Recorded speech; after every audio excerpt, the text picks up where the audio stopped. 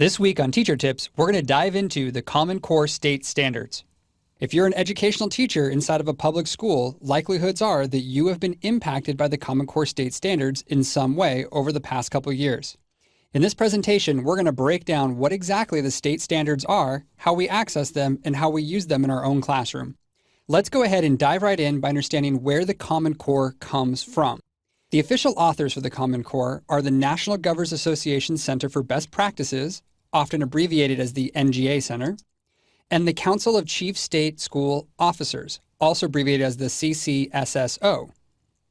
Now, while these organizations are given the credit for writing the actual Common Core state standards, the standards themselves were developed by teachers, principals, parents, and a variety of other voices that helped shape what was required of our students to be college and career ready. These two entities have helped write a mission statement to help focus what the Common Core state standards are. They say the Common Core state standards provide a consistent, clear understanding of what students are expected to learn, so teachers and parents know what they need to do to help them. The standards are designed to be robust and relevant to the real world, reflecting the knowledge and skills that our young people need for success in college and careers. With American students fully prepared for the future, our communities will be best positioned to compete successfully in the global economy. Let's go ahead and unpack this mission statement a little bit. The Common Core state standards are designed to put everyone on the same page in terms of what our students really need to be successful. Please note the word core in Common Core. This is also not instructing teachers what they need to do in the classroom to make students fully prepared for college and career. It's about understanding what our students actually need to be successful. This is also bringing parents into the picture, so our parents and teachers can work together to create students that are holistically well-rounded, that are ready to enter college and career after a K-12 education, and be prepared to compete for jobs not only in our nation, but also in the global economy.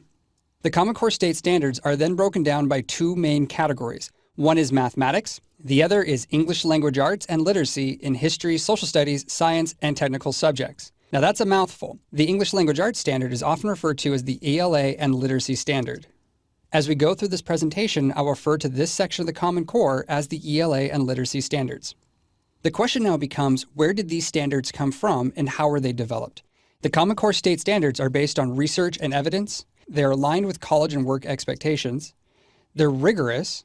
They're internationally benchmarks. We compared them to what students are able to do in other countries.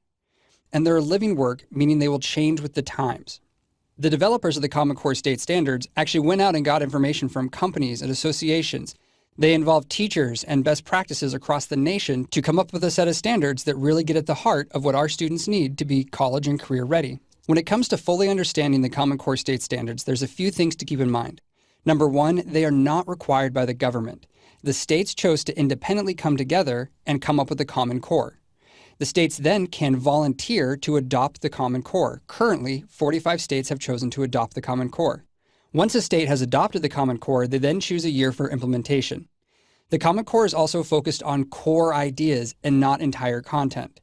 Typically, the Common Core needs to be paired with district or state learning objectives. The district or state learning objectives should encompass the ideas of the Common Core, but they should also expand beyond that to tell the teachers exactly what the students need to learn.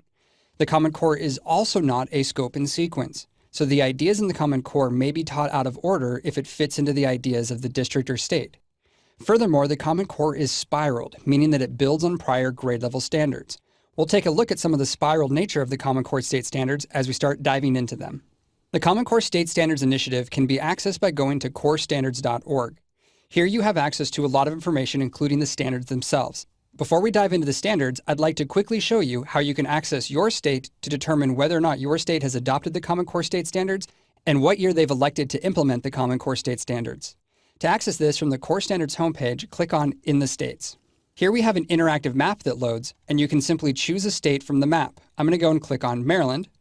And here I can see that Maryland adopted the Common Core on June 2nd, 2010, and their full implementation is the 2013-2014 school year. I can also choose the link then to go to the Maryland State page, where I can now access their curriculum that implements the Common Core. Once you've taken the time to determine if your state is a voluntary state and the year of implementation, the next step is to learn how to access the specific standards that you'll be teaching in the classroom.